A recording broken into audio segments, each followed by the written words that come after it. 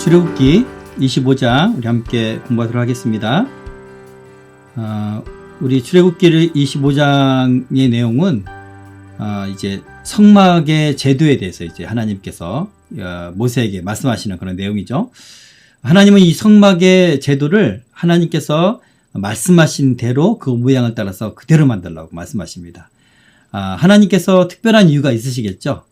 각 이 성막의 또 성막의 기구라든가 또 성소, 지성소가 상징하는 그 영적인 그런 의미가 무엇인지가 다 있습니다. 그래서 성막은 하나님 성막을 통해서 그 우리에게 오늘날 우리에게 말씀하고 계신 거예요. 또한 성막은 예수 그리스도의 예표라고 하죠. 성막의 모든 구석구석 하나하나 예수님을 예표하고 있다는 것을 우리는 알 수가 있습니다. 자, 오늘 성막의 성막을 만들기 위해서 하나님께서 이스라엘 백성들에게 예물을 드리라고 하거든요. 오늘 이 본문 말씀을 통해서 성도들은 하나님께 예물을 드릴 때 하나님께 드려도 되고 드려도 되지 않고 이제 우리가 헌금에 대해서 교회에서 말하기가 참 어렵잖아요. 또 세상 넷플릭스라든가 영화 드라마에서는 늘 교회에 헌금하는 것을 가지고 상당히 부정적으로 그리고 조롱하는 그런 내용들이 되게 많은데 성도는 하나님께 드리는 예물을 어떤 마음의 자세로 그 예물을 생각을 해야 되는가, 어떻게 드려야 되는가, 그것을 한번 우리 생각하는 그런 시간이 되었으면 좋겠고요. 우리가 교회를 다니면 하나님을 꼭 만나십시오. 하나님을 만나러 우리는 예배를 드리고 또 오늘과 같이 금요 기도회를 하고 이렇게 하잖아요. 자, 우리는 꼭 하나님 만나야 될까? 하나님 만나지 않고 그냥 예수님이 꼭 구원받는 것 그래도 괜찮지 않을까 이렇게 생각하는데 하나님 만나는 것에 대한 의미 그리고 그것이 왜 중요한지에 대해서 오늘 나누도록 하겠습니다. 또한 우리는 이제 성도의 몸은 하나님의 거하시는 성전이라고 하는데 우리가 하나님의 충만하게 거하시게 하여 우리 성전된 우리가 어떤 삶을 살아야 될지도 우리 한번 생각하는 그런 시간이 되길 바랍니다. 출애굽기 25장의 이제 구조는요. 출애굽기 25장부터 이제 31장까지는 성막 제도에 대해서 하나님께서 말씀하시는 내용이에요. 그러니까 모세가 하나님의 십계명을 받으러 십계명 두 돌판을 받으러 이제 40일 동안 시내산에 올라가 있잖아요. 그때 하나님께서 이렇게 성막을 이제 이렇게 지어라. 또 성막에 있는 기구는 이렇게 만들어라.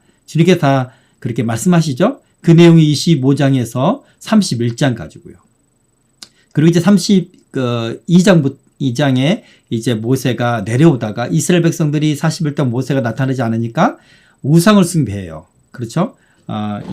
송아지, 금송아지 형상을 만들고 우상을 숭배하는데, 이제 하나님의 이제 그들을 이제 진노하시는 그런 내용, 모세가 또 진노하는 그런 내용이 있고, 그리고 이제 그 이후로 이제 40장까지는 이제 오늘 25장부터 말씀하셨던 것처럼 성막을 만드는 그런 이야기로 내용들로 이렇게 말씀이 이루어져 있습니다.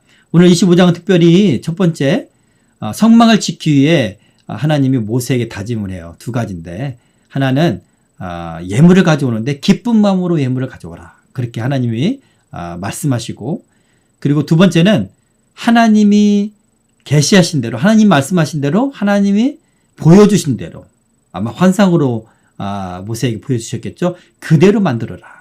예, 다르게 만들거나 사람의 인위적인 어떤 재해석 이런 거 하지 말고 그대로 만들어라. 그렇게 하나님께서 두 가지를 다짐시키십니다. 두 번째는 이제 오늘 성막 안에 있는 이제 기구 가운데 세 가지에 대해서 말씀하고 있어요. 크게는 세 가지. 첫 번째 가장 중요한 중요도에 따라서 증거기에 대해서 하나님 말씀하시고 두 번째는 진설병을 이제 두는 상, 예. 그리고 세 번째는 이제 등잔대, 등대 그리고 이제 여러 기구들에 대해서 하나님 어떻게 만들어라 이렇게 말씀하시죠. 자, 오늘 이 가장 중요한 다 중요하긴 하지만 가장 중요한 이 기구가 무엇입니까? 바로 법궤죠. 언약궤. 예. 이 하나님의 언약궤가 있고 그 언약궤 바로 위에 속죄소가 있어요. 그리고 이제 속죄소 끝에 그룹이 이렇게 얼굴을 맞이하고 날개 이렇게 편 채 속죄소를 내려다보고 이렇게 있어요. 바로 그 속죄소가 무엇인가, 어떤 의미가 있는가에 대해서 잠깐 말씀드리겠습니다. 형태상으로는 하나님의 그 네모난 상자, 직각형의 이 법궤, 그 법궤의 뚜껑이에요. 속죄소는 법궤 안에 하나님의 그 십계명 두 돌판을 넣죠. 그리고 뚜껑을 덮는데 그 뚜껑이 바로 속죄소예요. 근데 이 울타리처럼 이렇게 금으로 금태를 이렇게 두르죠. 예, 사방으로 금태를 두릅니다. 그리고 그 끝에 이제 이 그룹의 형상을 금으로 해서 이렇게 세웠죠. 근데 이 속죄소는 어떤 의미가 있나? 형태상으로는 법궤의 뚜껑이고, 자, 하나님께서 이스라엘과 만나고 모든 일을 이르시는, 모든 일을 말씀하시는, 그러니까 이 성소에서 가장 핵심이 되는 장소가 바로 이 속죄소예요. 속죄소가 가장 핵심이 된다. 만남의 자리다라고 기억하셨으면 좋겠고요. 자, 속죄소는 히브리어로 카포레트라고 하는데, 카파르라는 히브리어가 이제 덮다라는 뜻인데 여기에서 유래한 단어라고 합니다. 이 카파르는요, 물론 이 법궤를 덮는 그런 어떤 형태상으로 덮개의 그런 의미도 있지만 무엇보다 이 카파르는 죄를 덮는다라는 의미예요. 예. 거기 그 죄를 덮는다는 우리 출애굽기 30장 10절에 속죄하다로 주로 번역이 되는데, 자, 그런 의미가 있습니다.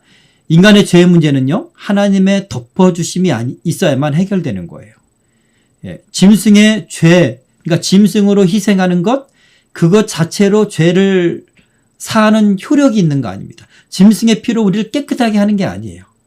그 짐승의 피를 하나님께서 인정하셔야 돼요. 그리고 그걸 인정하시고 우리를 덮어주시는 거예요. 그랬을 때 우리 죄가 덮어지는 거지. 우리 죄가 없어지는 건 아닙니다. 우리가 예수를 믿고 또 우리가 회개를 했다고 해서 우리가 과거에 지었던 모든 죄가 없어지는 게 아니에요. 덮는다는 거예요. 덮는 거예요. 덮어서 없는 것처럼 하신다는 거예요. 그러니까 우리는 이 두 가지 신분이 있어요. 첫 번째, 죄인. 그렇죠? 죄인이신 분인 거예요. 그리고 우리가 예수 그리스도로 말미암아 우리의 모든 죄가 덮어졌기 때문에 하나님 법적으로는 의인이에요. 네, 그런 의미가 있습니다. 속죄소에서 하나님 만나신다고 하죠. 하나님의 자비에서 비롯된 만남이에요. 그래서 이 만나는 히브리어 야드는 단순히 만나는 데 지나는 것이 아니라 어떤 강한 목적 의식이 전제되어 있다는 것입니다. 바로 상관하다라는 그런 단어라는 거예요. 상관하다는 건 뭐냐면 출애굽기 21장에 보면 이제 여종이 이제 주인에게 이제 팔려가잖아요. 그랬을 때 주인이 상관하지 않으면 어떻게 해라 이런 이 규정이 있잖아요. 그죠? 그때 사용한 단어가 바로 상관이에요. 그러니까 이 상관하다는 단어는 단순히 만나고 그냥 객관적인 만남, 거리감이 있는 그런 만남 정도가 아니에요. 깊은 사귐을 말합니다. 남녀 간에 어떤 그런 사랑이 있는 그런 만남을 이야기하는 거예요. 우리가 야다라는 그 히브리어 단어가 있잖아요. 하나님을 알다, 하나님을 아는 것. 이것은 뭐냐면 야다라는 것도 부부 간에, 남녀 간에 육체를 동반한, 그러니까 한 몸이 되어서 아는 것, 완전하게 아는 것을 뜻하거든요. 우리가 하나님을 체험적으로 아는 것을 야다라는 단어를 쓰는데 그것같이 하나님과의 만남은 이런 상관하다라는 단어, 어떤 그런 의미가 있다는 것을 우리가 기억을 했으면 좋겠습니다.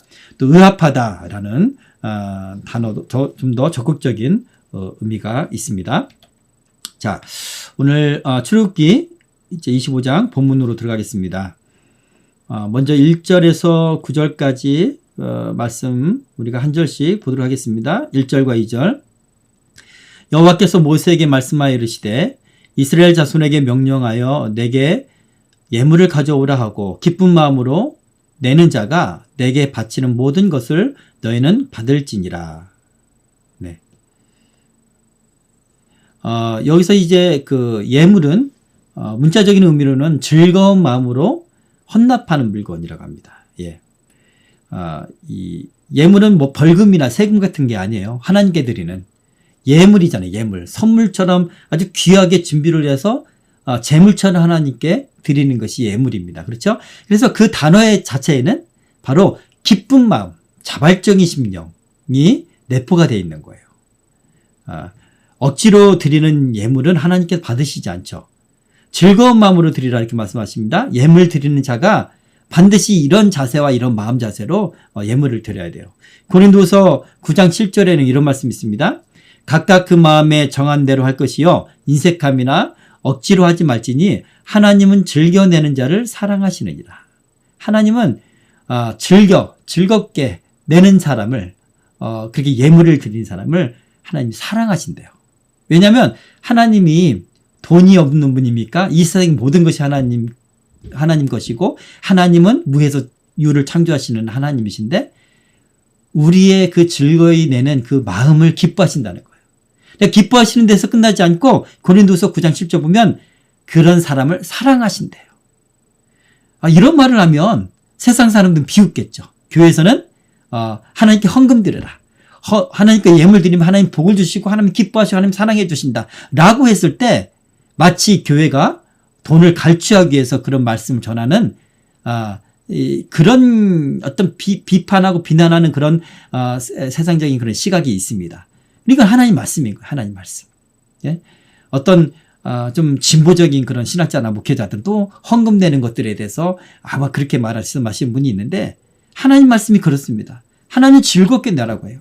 이 말씀은요, 이게 성막을 만드는 데 있어, 지는 데 있어 무언가 이 하나님의 백성들의 헌신이 있어야 될 거 아닙니까? 재료가 있어야 되잖아요. 그죠? 그러니까 하나님은 그 재료 또한 하나님이 주신 거예요. 그것을 기쁘게 드릴 때 하나님은 그들의 마음과 신앙을 받으시는 겁니다. 이게 신앙생활인 거예요. 예물 드리는 건 굉장히 중요한 거예요. 영적인 의미가 있는 거죠.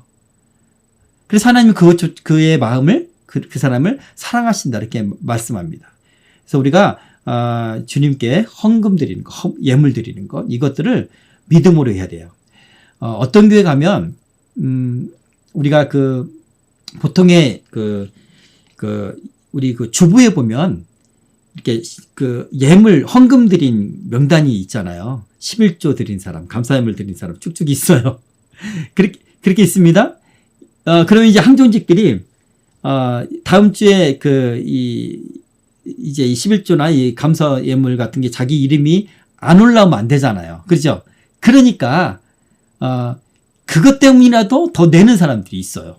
물론 이제 중부에다 그런 것을 기록하는 것은 여러분이 하나님께 드린 이 헌금을 교회가 투명하게 잘 사용하고 있습니다라는 뜻으로 그렇게 주부에다 내는 거예요. 또 이 투명하게 하기 위해서. 그러나 이게 약간 좀 부정적인 어떤 열매가 뭐냐면 그것이 이제 신경이 쓰여서 이름이 없으면 안 되니까 이제 뭐 장로님이나 권사님이나 또는 이제 부목사님이나 목사님이나 남들이 헌금을 냈는지 안 냈는지 알게 되니까 내는 거예요. 물론 그것 때문에 내는 건 아니긴 하겠지만 그런 요인도 있다는 겁니다. 그랬을 때 순수하지 못한 동기가 생길 수가 있는 거예요. 그랬을 때 억지로 헌금을 내는 사람도 있을 겁니다. 이것은 하나님 기뻐하시지 않는다는 거죠. 그렇죠? 즐거이 내라. 그런 사람을 하나님 사랑하신다라는 말씀을 우리 기억했으면 좋겠습니다. 3절 너희가 그들에게서 받을 예물은 이러하니 금과 은과 노시라. 자, 그들에게서 받을 예물이래요. 무슨 말이에요? 하나님의 백성은 하나님의 성전을 위해서 반드시 예물을 내야 된다는 거예요. 이거 의무라는 겁니다. 하나님 반드시 받을 것을 받는 거예요. 그렇죠? 하나님은 그 백성의 예물을 마땅히 받으실 만한 분이시죠. 하나님 복을 주셨으니까. 이 예물들은요, 이스라엘 백성들은 이 상당량의 어떤 재산들이 있었습니다. 그 재산이 어디서 왔어요? 하나님이 이삭에게 또 아브라함에게 복을 주셨잖아요. 아브라함이 아내를 이제 누이라고 이제 속이고 예굽에도 내려가고 아비멜렉에도 가고 그랬잖아요. 그때 하나님께서는 또 거기서 재산을 또 더 부풀리게 그렇게 하나님께서 복을 주셨습니다. 이삭 또한 이삭에도 복을 주셔서 하나님이 그의 재산을 양과 가축들을 상당히 많게 대부가 되게 하셨어요.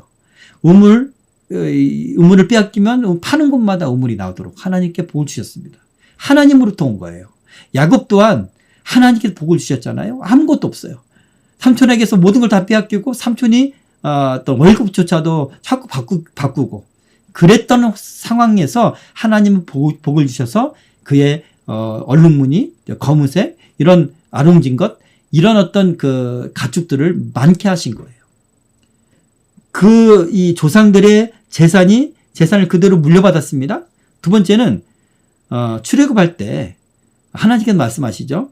이 애굽 사람한테 이제 이런 금은 보화를 받도록 하셨습니다. 그렇게 하나님의 명령에 의해서 받게 하셨어요.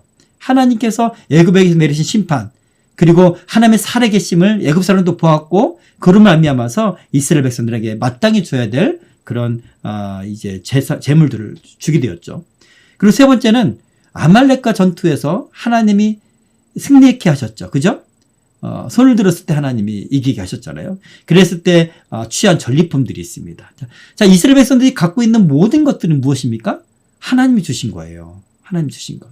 그 하나님이 주신 것을 하나님 마땅히 하나님의 것을 하나님의 성전을 위해서 사용하시는 건 마땅한 일인 겁니다. 그리고 이스라엘 백성도 마땅히 하나님께 드려야 된 줄 믿습니다. 그렇게 이제 너희가 그들에게서 받을 예물은 이러하다. 받을 예물. 그렇게 하나님께서 말씀하신다는 겁니다. 자, 4절. 청색, 자색, 홍색실과 가는 배실과 염소털과. 네. 이 청색, 자색, 홍색실. 그 실은요, 양털에서 짠 그런 이 실입니다. 갖가지 색을 이제 염색을 해서 한 그런 실들인데 청색실은요 주로 그 애굽 사람들이 애굽에서 많이 쓰는 그런 염료가 이제 남색, 청색 염료인데 그 염료를 사용해서 이제 만든 실이고요. 자색 실은 이제 지중해 바다가 있잖아요. 거기에 조개가 있어요. 그 조개에서 채취해요. 그 염료를. 그래서 만든 것이 자색입니다. 자색실. 그래서 이 자색은 자색 옷은요 상당히 귀한 왕족이나 귀족들이 입는 그런 이제 옷감이거든요. 조개로부터 채취했으니까 얼마나 많은 조개가 필요할까요? 그죠? 그리고 이제 홍색실은요 개똥벌레 유충으로 제조한 그런 염료에서 추출한 색이라고 말하고요. 자, 가는 배실. 가는 배실은 이제 무명천, 아마나 무명천에서 빼낸 그 흰색의 고급 실이라고 말하고요. 자, 그리고 또 염소털을 가져오라고 하죠. 성막 덮개를 만드는 재료로 사용했습니다. 이건 이제 염소털은 습기에 잘 견뎠다고 해요.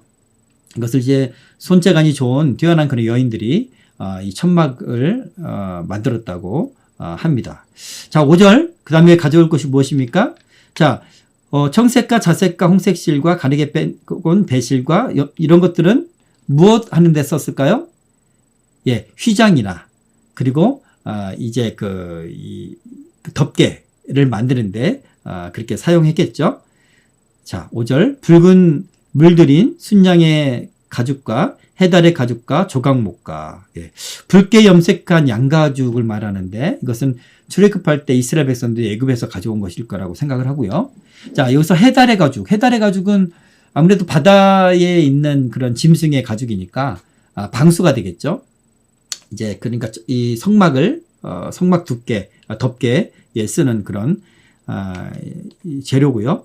여기서 해달은 우리가 알고 있는 그런 해달이라기보다는 바다 짐승 가운데 하나라고 그럽니다. 돌고래나 상어나 물개 또는 바다소 뭐 이런 것들일 것이다라고 말합니다. 자, 이런 짐승들의 가죽은 두껍고 질겨서 그때는 주로 신발을 만드는 데 썼다고 합니다. 네.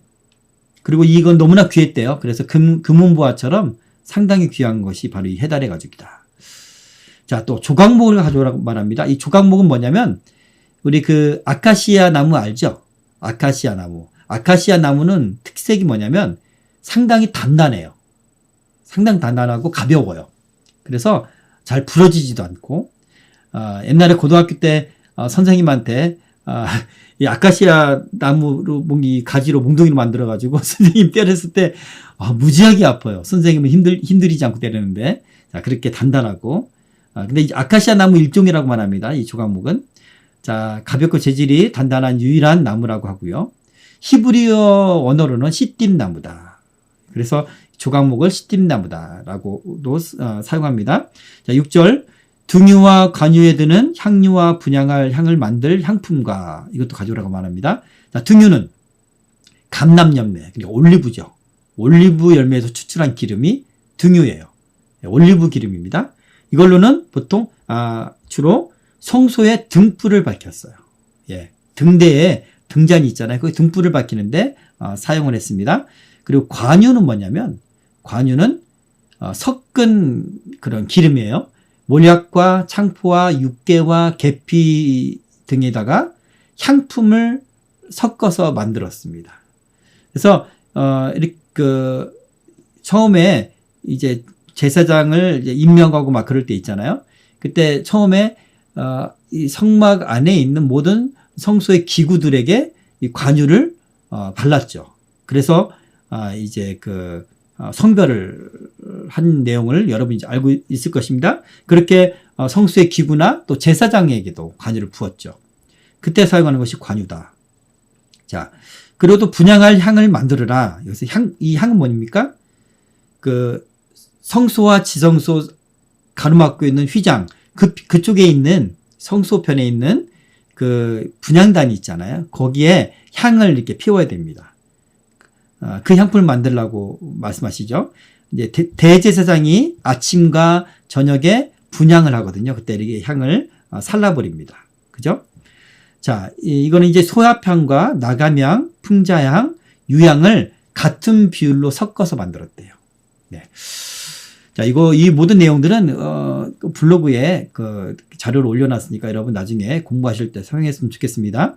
자, 7절 호마노며 예봇과 흉패에 물릴 보석이니라. 호마노도 가져오고 이 호마노는 무엇에 쓰려고 하냐면 예봇 그리고 흉패에 물릴 보석이라고 합니다. 이제 호마노는 뭐냐면 광물질이 혼합되어 있는데 회색이나 젓갈색 이런 줄무늬가 이렇게 있는 보석이에요. 대제사장의 겉옷이 예봇인데 그 예봇에 2개가 달려 있고요. 또 흉패 네 번째 줄 두 번째 사용했다고 합니다. 네, 흉패는 이 겉옷 예봇 앞에 이렇게 흉패를 아까스면 이렇게 달죠. 거기에 이렇게 장식을 하는데 예봇은요 겉옷은 이렇게 생겼어요. 그래서 이렇게 묶는데 여기에 어깨 부분에 묶는데 여기에 호마노가 장식이 되어 있다는 거죠. 네, 견대에 호마노가 장식이 되어 있고 또 흉패에는 이렇게 12지파를 상징하는 12개의 보석으로 장식되어 있습니다. 자, 8절 내가 그들 중에 거할 성소를 그들이 나를 위하여 짓되 말합니다.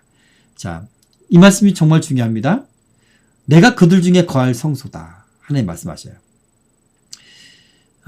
그들 중에 거할 성소라고 말하는 것은 하나님은 성소 안에만 살겠다는 말씀이 아니에요. 하나님은 무소부지하시죠. 온 지구뿐만 아니라 온 우주도 하나님을 모시지 못할 정도입니다. 하나님 무소부지하신다. 바로 이 말씀은 그들 중에 거한다라는 것은 이 성소 안에서 그 백성을 만난다는 뜻이에요. 자, 예레미야 23장 24절 보면 여호와의 말씀이니라 사람이 내게 보이지 아니하려고 누가 자신을 은밀한 곳에 숨길 수 있겠느냐 여호와가 말하노라 나는 천지에 충만하지 아니하냐. 예, 하나님은 천지에 충만하신 거예요. 옛날 북이스라엘의 요나 선지자가 하나님의 얼굴을 피하고 하나님의 말씀을 순종하지 않기 위해서 다시스로 땅끝까지 배를 타고 가잖아요. 근데 그곳에도 하나님이 계시단 말이에요. 하나님은 천지에 충만하시다. 충만하다. 어디든지 계시다는 거예요. 자, 열왕기상 8장 27절에 보면 솔로몬이 이제 하나님의 성전을 짓고 이렇게 기도합니다. 하나님이 참으로 땅에 거하시리까 하늘과 하늘들의 하늘이라도 주를 용납하지 못하겠거든 하물며 내가 건축한 이 성전이오니까. 예루살렘 성전조차도 하나님을 용납하지 못한다는 거예요. 하나님은 하늘조차도 하나님을 모실 수가 없다는 거죠. 그렇게 그러나 하나님 이 성전에서 우리가 기도할 때 하나님 들으시옵소서. 이 성전에서 우리가 하나님께 회개할 때 하나님 들으시옵소서. 그렇게 솔로몬이 이제 그렇게 기도를 하죠. 여기서 말하는 것은 뭡니까? 하나님의 거하시는 성전이라는 것은 하나님이 우리를 만나시는 그런 장소라는 뜻입니다. 자, 고린도전서 3장 16절에 보면 너희는 너희가 하나님의 성전인 것과 하나님의 성령이 너희 안에 계신 것을 알지 못하느냐. 네, 예수 그리스도께 승천하시고 성령이 내려오심으로 말미암아 예수를 믿는 모든 사람은 이제는 성령이 이 안에 계셔요. 이 안에 계신다는 것은 성령 하나님이 이 안에 계시는데 하늘에도 계신다네? 무슨 말이지?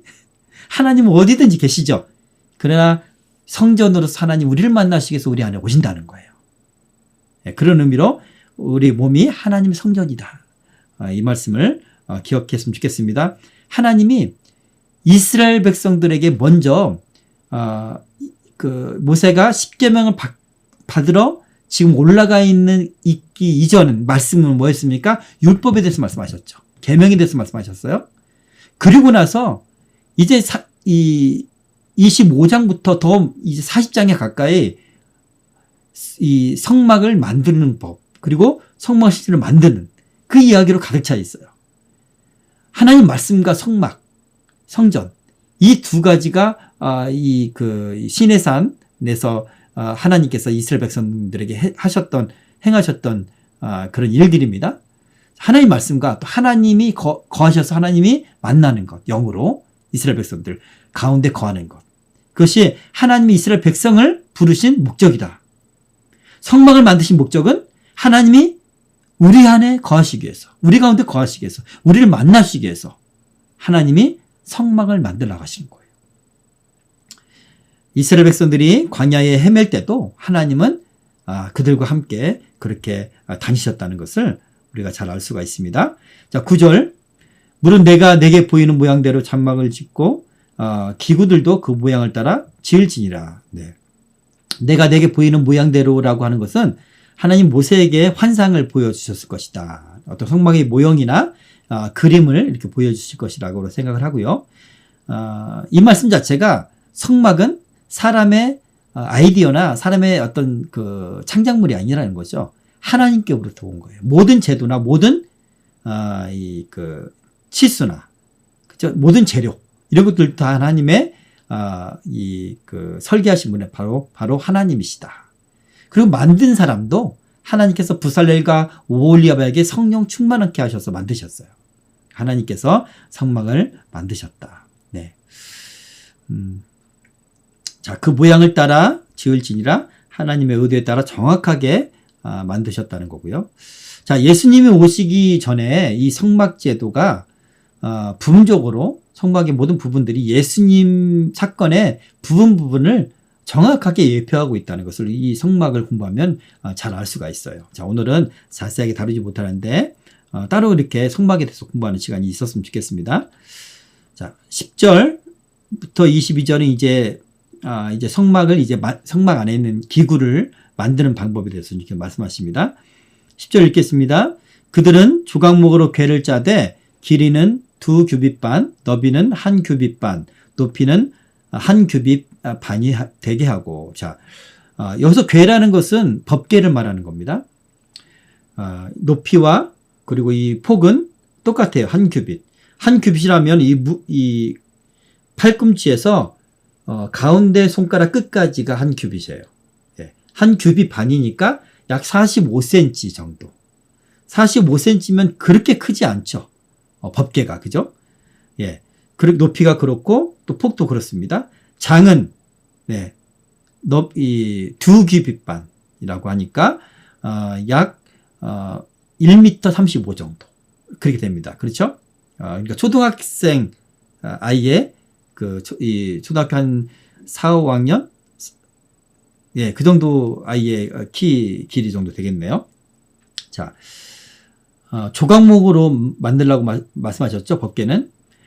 조각목으로 만든 그 성수의 기구는 뭐가 있냐면요. 법궤, 그리고 채는 뭐냐면, 법궤, 모든 궤에 보면, 이 성수 기구에 보면 이렇게 그 고리가 달려 있어요. 고리가 달려 있고, 거기에, 긴, 이 나무를 이렇게 꽂게 돼 있어요. 예, 꿰어서, 그리고 양쪽으로 이렇게 4명이 이렇게 메고 갈 수 있도록 그렇게, 한 것이 바로 채입니다. 그것도 조각목으로 만들어요. 예, 그리고, 진설병을 올리는 그런 떡상이죠. 그리고 성막의 널판, 바닥에 있는 널판도 조각목으로 만들고, 띠도 조각목으로 만들고, 또 그 성수와 지성소를 가로막고 있는 휘장, 그것을 고정시키는 기둥도 조각목으로 만들고, 또 바깥에 있는 이제 짐승을 태우는 그 번제단도 조각목으로 만들어요. 그리고 이 휘장 안에, 성수 안에 있는 휘장 안에 있는 이 분향단, 이것도 조각목으로 만들고. 자, 조각목으로 만들고 그 다음에 이제 성수 안에 있는 것들은 다 이제 금으로 도금을 하는 거예요. 그리고 이제 번제단은 금으로 하면 녹아 버리니까 노스로 그렇게 이제 싸게 되겠죠. 자, 이 궤는 이 법궤 또는 언약궤 또는 증거궤, 하나님의 궤 이렇게 불리웁니다. 자, 11절과 15절까지 한번 읽겠습니다. 너는 순금으로 그것을 싸되 그 안팎을 싸고 위쪽 가장자리로 돌아가며 금태를 두르고. 네. 순금으로 법궤를 이렇게 다 싸라는 거죠. 그리고 위쪽으로 가장자리로 돌아가며 금태를 둘러라 이렇게 말합니다. 자, 금고리 넷을 부어 만들되 그 네 발에 달되 이쪽에 2고리 저쪽에 2고리를 이렇게 고리를 4개를 달고 조각목으로 채를 만들어 금을 싸고 그 채를 궤 양쪽 고리에 꿰어서 궤를 매게 하라 이렇게 되어 있습니다. 채를 궤 고리에 꿰는 대로 두고 빼내지 말지며. 자, 이 성소 안에 둘 때도 궤는 그대로 꿰인 상태로 따로 빼가지고 다른 데다가 보관하지 않고. 왜냐하면 반드시 그 하나님의 이 기구를, 이 법궤를 만져서는 터치하면 안 돼요. 터치하면 큰일 납니다. 그렇기 때문에 반드시 이 채를 통해서만 옮길 수가 있거든요. 이것을 꿰다가 고리에라도 손이 닿으면 안 되기 때문에, 그렇게 거룩한 그 증거궤에 닿으면 안 되기 때문에 그대로 꿰인 채로 둬라 이렇게 말씀하십니다. 16절, 내가 내게 줄 증거판을 궤 속에 둘지며. 네. 십계명, 궤를 만드신 목적이 이제 십계명을 보관하기 위해서 하나님 궤를 만드시도록 했죠. 말씀하셨습니다. 자, 17절. 순금으로 숙제소를 만들되 길이는 2규빗반, 너비는 1규빗반이 되게 하고. 예. 너비는 1규빗반이죠. 법궤하고 똑같습니다. 그죠? 그리고 이 길이는 아까 말씀드렸던 것처럼 약 1m 35cm, 그러니까 2규빗반.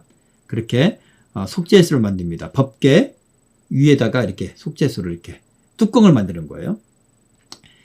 그리고 이 속죄소는요, 아까 우리가 잠깐 다뤘지만 히브리어로 카포레트, 원어적 의미는 덮는다라는 의미인데, 하나님의 공의의 상징인 십계명의 돌판을 덮고 있는 속죄소를 말하는 거죠. 그런데 이것은 이제 십계명은 하나님 말씀은 하나님의 공의잖아요. 이것이 기준이 되어서 죄를 짓는 사람을 심판한단 말이죠. 그죠? 이 하나님의 말씀에서 어긋나면 죄인 거예요. 이것을 온전하게 지켜야 거룩한 거고요. 그렇죠? 그래서 이 하나님의 공의와 거룩하심으로 인해 마땅히 저주와 심판을 받아야 될 인간의 죄악을 덮는다는 그런 의미예요. 속죄소가. 그러니까 예수 그리스도의 속죄를 구속 연총을 예표하는 것이 바로 이 속죄소입니다. 하나님의 법인 하나님 말씀이 있지만 그것을 지키지 못해서 죄를 지은 모든 인간들이 하나님의 은혜로 예수 그리스도의 피를 속죄소에 뿌림으로 위에 뿌리고 그 사방에 뿌림으로 말미암아 이것을 덮는 거예요. 그 은혜. 그러니까 하나님의 법이 중요하지만 하나님의 은혜가 그 위에 있다라는 라고 우리가 이해를 했으면 좋겠습니다. 이 속죄소는 은혜를 베푸시는 자리다. 그래서 시은좌라고 불리기도 합니다. 시은좌, 속죄소 같은 것을 말하는 겁니다. 18절 금으로 그룹 둘을 속죄소 두 끝에 쳐서 만들되 네, 속죄소가 있으면 이제 그룹은 천사죠. 이렇게 만드는데 이 그룹은 뭐냐면 하나님의 모든 사역을 이제 보좌하는 천사들 가운데 아주 그 하나님을 가까이 보필하는 그런 천사가 바로 그룹이죠. 예. 주로 보통 형상은 성경에 나와 있는 그 형상은 사람의 모습과 짐승의 모습이 혼합된 그런 형상이 있어요. 그리고 날개가 이렇게 있죠. 날개가. 예. 예스겔서에 보면 이 그룹에 대해서 잘 묘사가 되어 있습니다. 이사야서 이사야가 소명을 받을 때에도 그룹을 묘사하고 있고요. 자, 19절 20절 읽겠습니다. 한 그룹은 이 끝에 또 한 그룹은 저 끝에 곧 속죄소 두 끝에 속죄소와 한 덩이로 연결할지며 떨어지지 않게 하라는 거예요. 속죄소와 이 그룹이 의미가 있겠죠. 자, 그룹들은 그 날개를 높이 펴서 그 날개로 속죄소를 이렇게 덮으래요. 보호하라는 거예요. 그리고 그 얼굴을 서로 대하여 속죄소를 향하게 하라. 그렇게 말합니다. 21절 속죄소를 궤 위에 얹고 내가 내게 줄 증거판을 궤 속에 넣어라. 네. 십계명 돌판을 속죄소가 덮고 있는 형태인 거예요. 그죠? 하나님의 공의를 하나님의 자비와 사랑이 덮고 있는 것을 상징하는 거예요. 속죄제로 예수님이 희생당하시죠. 그 예수님의 희생의 피로 하나님의 공의 앞에 있는 모든 사람들의 죄악을 덮으시는 거예요.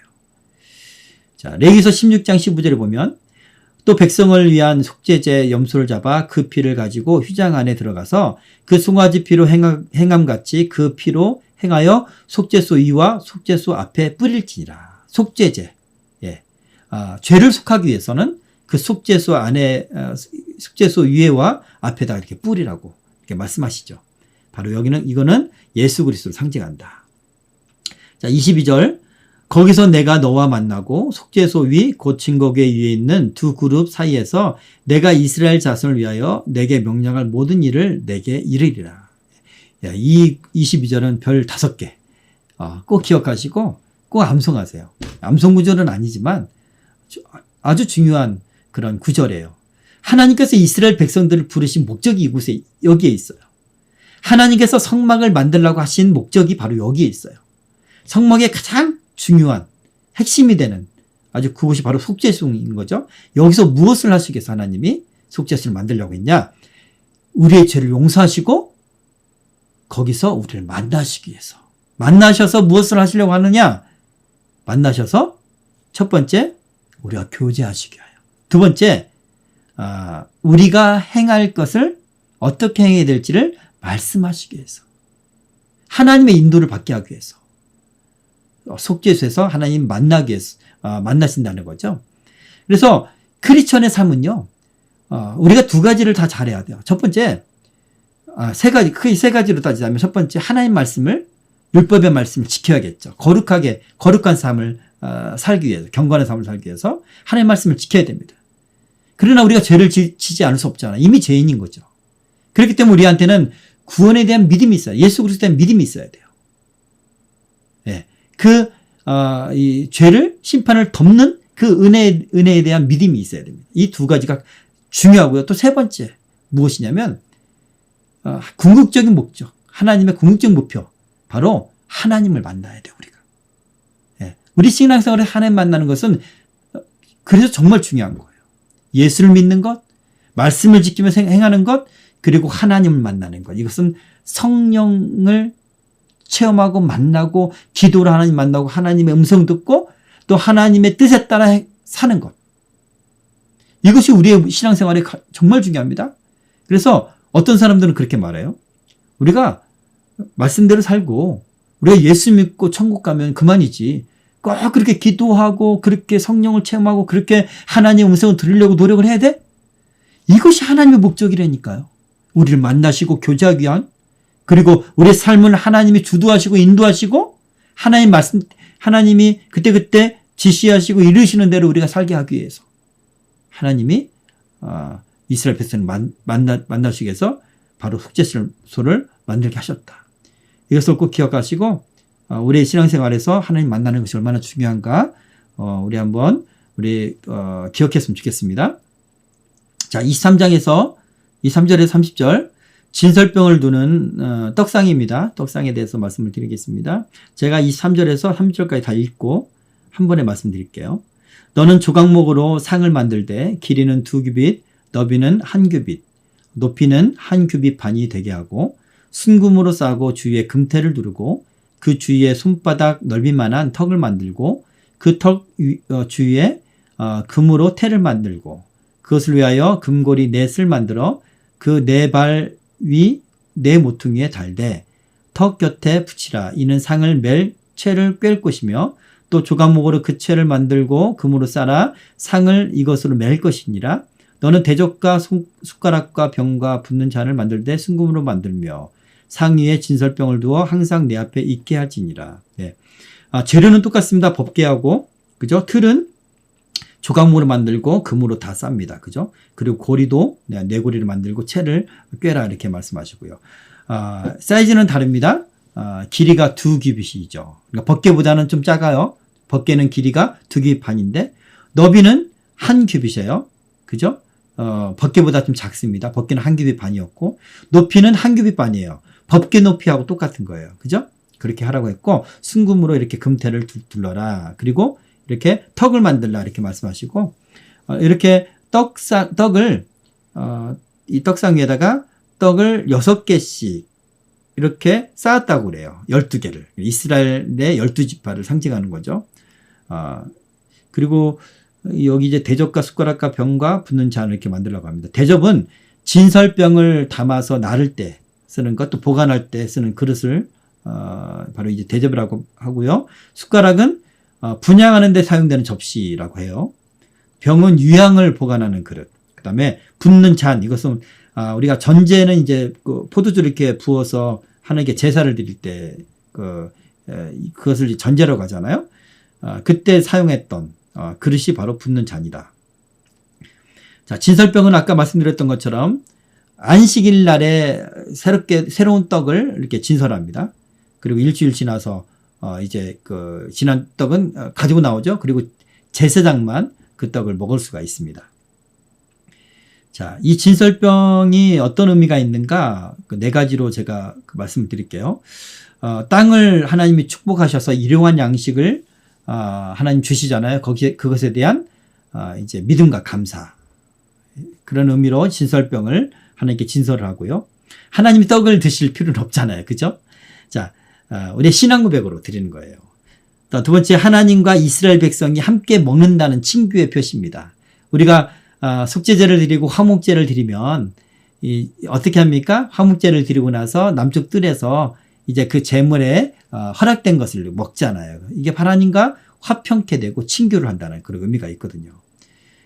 그리고 세 번째, 영혼의 양식인 하나님의 말씀을 상징한다고 하고요. 물론 네 번째, 생명의 떡이신 그리스도를 예표한다. 이렇게 우리가 알 수가 있습니다. 자, 31절 등잔대와 기구들에 대해서 말씀하고 계시죠. 제가 36절까지 읽겠습니다. 너는 순금으로 등잔대를 쳐 만들되 잘 한번 상상해 보세요. 성소의 북쪽에는 아까 그 떡상이 있고 남쪽에 등잔대가 등대가 있는데 그 등대를 어떻게 만드냐? 등잔대를 순금으로 쳐 만들되 그 밑판과 줄기와 잔과 꽃받침과 꽃을 한 덩이로 연결하라. 따로따로 만들어서 붙이지 말고 한 덩이로. 32절 가지 6을 등잔대 곁에서 나오게 하되 이렇게 6개의 가지를 이렇게 만들라고 하죠. 3개씩 양쪽 3개씩. 다른 3가지는 이쪽에서 나오고 다른 3가지는 저쪽에서 나오게 하고 이쪽 가지에 살구꽃 형상의 잔 셋과 꽃받침과 꽃이 있게 하라. 잔 3개를 살구꽃 한 가지에 3개씩. 그리고 저쪽 가지에도 살구꽃 형상의 잔색과 꽃받침과 꽃이 있게 하여 등잔대에서 나온 가지 6을 갖게 하라. 그렇게 하면 그 등잔이 몇 개입니까? 여기서 3개, 여기 3개니까 6개에서 각각 3개씩이니까 6, 3, 18이죠. 18개 등잔대가 지금 현재까지 있습니다. 등잔대 줄기에는 살구꽃 형상의 잔넷과 꽃받침과 꽃이 있게 하라. 자, 가운데, 그러니까 이렇게 그 이렇게 이게 등잔대가 있는데 양쪽으로 이렇게 3가지를 만들고 이제 가운데가 있을 거 아니에요, 기둥이. 거기에는 꽃받침을 4개 있게 하라. 이렇게 말합니다. 그죠? 그러면 여기서 말하는 이 잔은 총 22개가 되겠네요. 자, 등잔대에서 나온 가지 6을 위하여 꽃받침이 있게 하되 2가지 아래에 한 꽃받침이 있어 줄기와 연결하여 또 2가지 아래에 한 꽃받침이 있어 줄기와 연결하며 또 2가지 아래에 한 꽃받침이 있어 줄기와 연결하게 하고, 이 3가지 지금 가지를 말씀하시게 3번 말씀하십니다. 그 꽃받침과 가지를 줄기와 연결하여 전부를 순금으로 쳐 만들고 등잔 7을 만들어 그 위에 두어 앞을 비추게 하라. 자, 그리고 나서 이 가지가 총 6개에다가 가운데까지 7개잖아요. 거기에 이제 등잔을 두는데, 이 등잔은 아까 가지에 3개씩 달았던 그 등잔이 아니에요. 예. 이 등잔에다 이제 불을 이제 켜는데, 이 등잔은 7개의 등잔이에요. 각각 가지 끝에, 그리고 가운데 해서 7등잔을 만들어 그 위에 두어 앞을 비추게 하며, 앞을 비추게 하라고 합니다. 자, 등잔대와 그 모든 기구를 순금 1달란트로 만들되 너는 삼가 이 산에서 내게 보인 양식대로 할지니라. 순금으로 다 만들어졌어요. 그죠? 이제 이 등대는요, 이제 7개의 가지예요. 총 하면 가운데까지 해서. 여기 이제 등잔에다가 불을 붙이는데, 밤부터, 동틀 때까지 성소의 어둠을 밝히는 데 사용했다고 말합니다. 자, 가지에 있는 각각의 잔들은 22개, 살구꽃 형상으로 이렇게 하라고 했고, 자, 이 살구꽃의 의미가요, 히브리어 어근 속에서는 경계하다, 깨우다라는 의미가 담겨 있대요. 그래서 기도를 상징하는 이 등불을 켤 때마다, 이 등불은 기도를 상징하거든요. 살구꽃 무늬를 보면 항상 신앙을 돌이켜보고, 그리고 경성하고 각성하고 깨어있으라 라는 그런 의미가 담겼다고 우리가 볼 수가 있습니다. 37절 제가 읽어드렸는데, 등잔 7을 만들어 그 위에 두어 앞을 비추게 해라, 이렇게 말씀하시죠. 이거는 이제 가지에 있는 22개 등잔과 다른 거예요. 실제 불을 붙이는 이 등잔인데, 이 등잔은 그 중앙 줄기 위에와 좌우 대칭 6개 위에 7개 등잔이죠. 자, 이 등잔은 무엇을 상징할까요? 이 등잔은 7등잔. 7은 하나님을 뜻한 하나님의 완전수예요. 하나님의 완전수. 이 7은 하나님의 7영을 상징해요. 하나님의 영, 성령을 상징하죠. 요한계시록 4장 5절에 보면, 그 4장에 보면 이 천국이 묘사가 되어 있거든요. 하나님의 보좌가 묘사가 되어 있어요. 4장 5절에 보면 제가 읽어드릴게요. 보좌로부터 번개와 음성과 우레소리가 나고 보좌 앞에 켠 등불 7이 있으니 이는 하나님의 7영이라. 등불 7개 있대요. 하나님 보좌 앞에, 천국에. 그것은 하나님의 7영이다. 성령이 7이라는 뜻이 아니고 완전한 그 성령님의 속성을 말하는 거죠. 완전수. 예. 자, 그래서 하나님의 성소를 하나님의 성령으로 가득하게 그렇게 하라는 뜻입니다. 자, 앞을 비추게 하라, 이렇게 말씀하십니다. 이 등대가 성소 안을 온전하게 환하게 비출 수 있도록 그렇게 앞을 비추게 그렇게 하라는 거죠. 하나님의 성령이 성소에 가득하게 임하심을 상징하는 겁니다. 자, 오늘 이 말씀을 요약을 하고 정리를 하겠습니다. 하나님은 이스라엘 백성들에게 성막을 지키기 위해 기쁜 마음으로 예물을 바치라, 이렇게 말씀하셨어요. 우리가 하나님께 무언가를 드릴 때 우리는 억지로 하면 안 돼요. 그리고 사람들이 보기 때문에 하면 안 됩니다. 그러면 그 예물은 하나님께 드리는 것이 아니라 사람에게 주는 예물이 되는 거겠죠. 그죠? 아낌없이 하나님 앞에 기쁨으로 드릴 때 하나님이 기뻐하시고 또한 우리를 사랑하신다. 그렇게 우리가 그 고린도후서의 말씀을 통해서 우리가 알 수가 있고요. 또한 우리의 이 몸, 우리의 마음, 나 자신을 하나님 앞에 기쁜 마음으로 드리자. 예. 그래서 하나님의 성령이 거하시는 거룩한 성전이 되도록 우리는 날마다 우리를 하나님께 드리는 그런 영적인 훈련을 해야 돼요. 거룩하게 구별하는 하나님 거하시는 전이 되도록 그렇게 해야 됩니다. 자, 두 번째, 하나님께서는 그 백성과 만나시기 위해 속죄소를 드셨죠. 그죠? 하나님은 그 하나님의 외아들을 희생하시기까지 우리를 만나시기를 원하신다. 예. 예수님의 희생으로 우리가 하나님 만나게 되었잖아요. 그것이 하나님의 목적이라는 거예요. 희생이 갈라지고. 그렇게 하나님 우리를 만나시기를 원하신다. 그런데 하나님을 체험하고 하나님 만나는 것은 게을리하고 그건 별로 중요하지 않다라고 말하는 사람들 도대체 무슨 생각으로 그렇게 말하는지 모르겠습니다. 그것이 하나님의 목적이고 하나님 정말 원하시는 바다. 하나님은 우리와 교제하기를 원하신다. 하나님은 우리가 어떻게 행해야 될지 말씀하고 싶어 하신다. 예. 이스라엘 백성들이 어떻게 행해야 될지 하나님은 일일이 말씀하셨다. 라는 것을 오늘 이 25장을 통해서 우리가 잘 알 수가 있습니다. 마지막으로 하나님은 7등잔이 앞을 비추게 하여서 성소를 밝혔습니다. 오늘날 성도의 몸은 하나님의 영이 거하시는 성전이죠. 그러니까 우리의 몸과 마음은 언제나 성령으로 충만해질 수 있도록 우리가 그렇게 기도의 등불을 늘 깨어서 밝혀야 될지 믿습니다. 네, 여기까지 오늘 출애굽기 25장 우리 공부를 마치도록 하겠습니다.